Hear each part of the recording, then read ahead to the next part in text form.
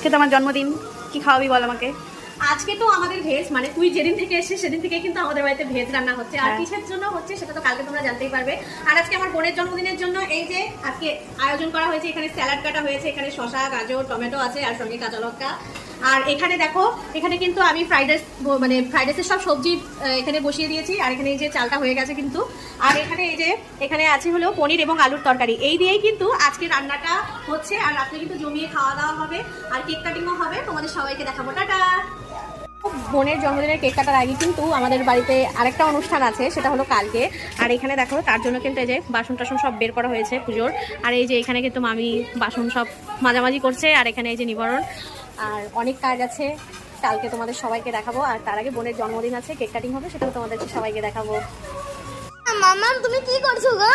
এই যে এদিকে এসো, এই দেখো ছোটি মামামের জন্য আজকে আমি কেক নিয়ে এসেছি। এই যে হোয়াইট ফরেস্ট কেক, আর এটাও কিন্তু এগলেস কেক।